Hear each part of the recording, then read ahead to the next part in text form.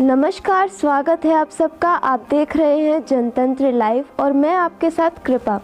आज के बुलेटिन की शुरुआत करने से पहले आइए नजर डालते हैं अब तक की सुर्खियों पर। जिलाधिकारी ने हरी झंडी दिखाकर ई रिक्शा यातायात व्यवस्था का किया शुभारंभ। गोवर्धन विगत कई वर्षों से गोवर्धन में चली आ रही ई रिक्शाओं की अव्यवस्था एवं जाम से अब कस्बे वासियों और बाहर से आने वाले श्रद्धालुओं को मुक्ति मिलने वाली है।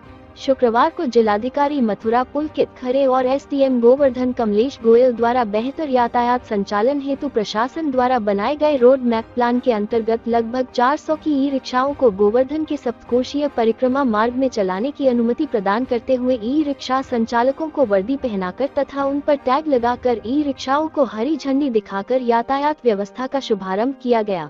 इसके साथ ही गोवर्धन की परिक्रमा मार्ग से बाहर के संपर्क मार्गों पर भी लगभग इतनी ही ई रिक्शाओं को चलाने की अनुमति प्रदान की गई है। आपको बताते चले कि पहले गोवर्धन में हजारों की संख्या में ई रिक्शा सड़कों पर दौड़ते थे, जिसकी वजह से आए दिन परिक्रमा मार्ग और कस्बे में जाम की स्थिति बनी रहती थी। श्रद्धालु जाम में फंसकर कराहते हुए नजर आते थे, लेकिन इस व्यवस्था के संचालन के बाद जाम से मुक्ति मिलेगी और श्रद्धालुओं को बेहतर परिवहन की व्यवस्थाएं प्राप्त होगी।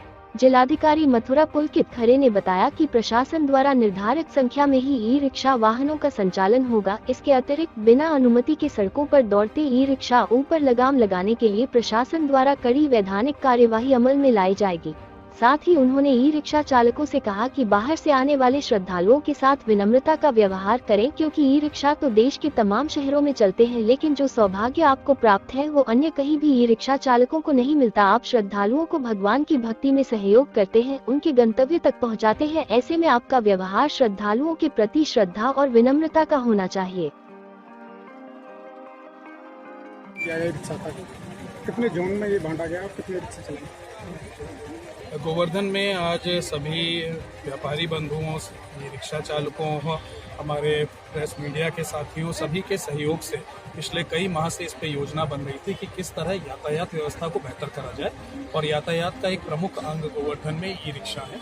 इसको लेके जरूरी था कि क्षेत्र को जोन में बांटा जाए और हर जोन पे माननीय एनजीटी के भी ऑर्डर हैं और वहाँ की सीमा को देखते हुए एक संख्या निर्धारित करी जाए। इसको लेके पिछले एक माह से कई बार बैठकें करी गई और फिर परिक्रमा क्षेत्र में 400 ई रिक्शा जो कि पंजीकृत है हमारे, उनको एक यूनिफॉर्म, एक यूनिक नंबर दिया गया, उनके रेट निर्धारित करे गए, जो रेट लिस्ट भी उसमें लगेगी। पूरे क्षेत्र को 3 जोन में बांटा गया है और आज उसका पहला जोन जो परिक्रमा मार्ग है उसका औपचारिक शुरुआत करी गई है। कल से इन्फोर्समेंट की कार्रवाई भी होगी। ये देखा जाएगा कि इन रिक्शाओं के अतिरिक्त यदि कोई अन्य रिक्शा इस क्षेत्र में चलते हुए पाए जाते हैं तो उनके खिलाफ कड़ी कार्रवाई हो। इस पूरी कार्रवाई का उद्देश्य ये है कि हमारे जो पर्यटक और श्रद्धालु गिरिराज महाराज के दर्शन करने, मंदिरों में यहाँ दर्शन करने आ रहे हैं, उनको यातायात और पूरी व्यवस्था सुदृढ़ मिले, ई रिक्शा की वजह से परेशानी ना हो बल्कि सुगमता का एहसास हो और हमारे ई रिक्शा चालक श्रद्धालु मित्र के रूप में उभर कर आए। सर, दान घाटी जो नो पार्किंग एरिया है उसमें भी बहाने पार्किंग कर देते हैं लोग, उनके लिए क्या व्यवस्था?